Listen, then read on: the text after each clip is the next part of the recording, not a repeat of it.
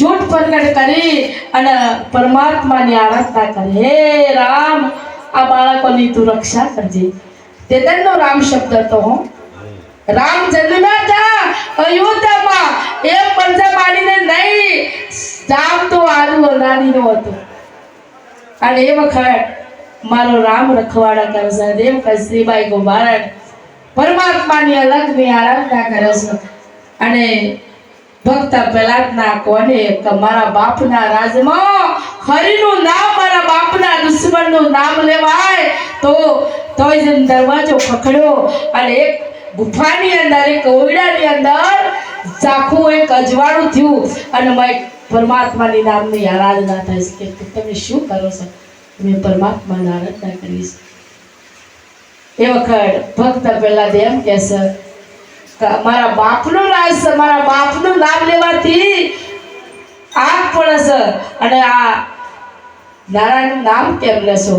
એ વખત શ્રીબાઈ કુંભારે કીધું છે કે ભાઈ તારે જે કાલે કરવું એ કરજે, પણ બિલાડીનો બચ્ચો મરી જશે, ભગવાનની મને ભક્તિ કરવા દે અને તારો બાપો કદી હજીવન કરશે નહીં, એ તો મારો રામ જ રખવાડો કરશે.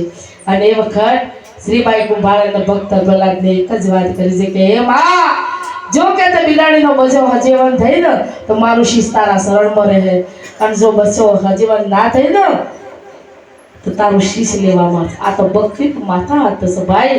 આપણે મફતમાં બજારમાં મળીએ નહીં, માથું મેલો ને તો મળે એવી છે. તારે એ વખત ફોદા થઈ જશે માથાના. અને શ્રીબાઈ કુંભારણ સવારમાં લેવાડો ખોલ્યો અને લેવાડો 1 2 3 રતન નીકળ્યો અને એમાં 4 રતન કાસો રહ્યો અને એમાં બિલાડીનો રમતો બાળ આવ્યો. અને એ વખત ભક્ત પ્રહલાદ એને એમ થયું ખરેખર પરમાત્માની શક્તિ છે. હે માં, આજે તારા મારું મસ્તક છે ને તારા શરણોમાં ધરું છું, મારે માથું લઈ લે. કે બેટા માથું ના લેવાય, માં કદી કોઈનું માથું લેતી નથી, પણ તું સારા ગુરુ પહાડ જતી. એ વખત ભક્ત પ્રહલાદને એમ કીધું તું કે માં તારા જેવો બિલાડીનો જો બચ્યો વજવો થતો તારા જેવો ગુરુ મને કોણ મળે? એમ કરી અને માથા હાથ મૂક્યો અને ભક્ત પ્રહલાદ વિશ્વાસ લઈને જતો. હું લઈને જતો? વિશ્વાસ. એમ આપણે પણ ભક્તિનો વિશ્વાસ લઈને જવું ને તો આપણે પણ જેમ એ તરી જાય એમ આપણે પણ તરવાના છીએ. અને એ વખત ધર્મના પાયા 4 લગ્યા છે. જો ધર્મ વગરના ભક્તિ ચાલતી નથી. તો પહેલો પાયો છે વિશ્વાસનો. જ્યાં સુધી તમે ભક્તિ કરો છો તો તમારા પાસે વિશ્વાસ દીવાનો તો કદી નહીં તમે પાર નહીં ઉતરી શકો. બીજો પાયો છે શરણાગતિનો. કોઈ પણ સંત સાધુના શરણમાં જો ને તો જ જીવનમાં એક ફરજ શિષ્ય નમાવજો, તમારો બેડો પાર થઈ જાય. સત્યનો અને ધર્મનો પાયો છે ને આપણા 4 પાયા છે. અને 4 પાયા પર 4 સંતો બેઠેલા છે. અને 4 સંતો અને આપણે હોલિકા દહન કર્યું તો હોલિકાનો પ્રસંગ બધાઓ જીવી રહ્યા છે. હોલિકા રાક્ષસ કુળની હતી, પણ સતોય આપણે કેમ એને વંદન કરીએ છીએ, કેમ એને માને બોલાવીએ છીએ, મા તરીકે કીધું છે કે હોળી માતા કહેવામાં આવે છે. તો એવું કયું કાર્ય કર્યું કે રાક્ષસ કુળની હતી સતોય આપણે આપણો ધર્મ નભાઈએ છીએ? એનું એક જ કારણ હતું કે એને બ્રહ્માનું વરદાન મળેલું હતું. અને બ્રહ્માએ કીધું તો કે આ ચુંદડી છે ને અગ્નિ તને વાળી શકશે, જ્યારે આ ચુંદડી ઓઢ્યો કે તને અગ્નિ પાળશે નહીં.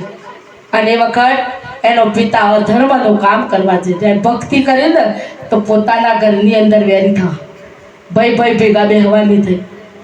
અને ભક્તિનો જ્યારે જેના ઘરમાં પ્રગટ થાય ને હાચા દિલથી તો સમજી લેવાની તમારી પરીક્ષા સારું થઈ ગઈ. અને પણ તમને એ વખત દુઃખ થાય કે ભાઈ મને ભક્તિ પડતી અને પાછા વળી જા તો સમજી લેવાનું કે આપણે 0 થઈ જાય. પણ જેને લોટ મૂકી દરિયામાં ત્યારે એ બ્રહ્માએ આપેલી વરદાનની સુંદરી હોલિકા ઓઢીને બેઠી છે. ભક્ત પ્રહલાદને લઈ ખોડામાં અને એનામાં દયા જાગી કે કોમળો ભગવાનની ભક્તિ કરે છે અને કોમળો છોડશે. લાગે તો હું બળી દી તો ચાલશે, પણ આ ચુંદડી ઓઢાળી દઉં. પોતે બળી જઈ અને ચુંદડી ભક્તને ઓઢાળી અને બુરી શક્તિનો નાશ થયો અને સત્યનો બોલો નરસિંહ ભગવાન કી બુરી શક્તિનો નાશ થયો અને અત્યારે પણ એ જ વાત કરું છું માણસના જીવનમાં માણસના અંદર ઓળી નાખેલી છે પેલી તો ઓલો વૈજા પણ પિત્તરમાં લાગી છે ને એ તો ઓલો આવી પણ જ્યારે એ ઘણી પ્રગટ જો સંતોના સાનિધ્યમાં જવાથી જો શાંતિ મળી જાય તો મળી જાય ના તો બસ આખી જિંદગી હળગે જ જાય હળગે કે ના હળગે આ વાતો તો નહીં મોટા આવા ગમો તો મોટા હાળાની વાત નથી થતી મોય ધંધા ગામની વાત કરું છું કે ખૂબ ખૂબ ધન્યવાદ સર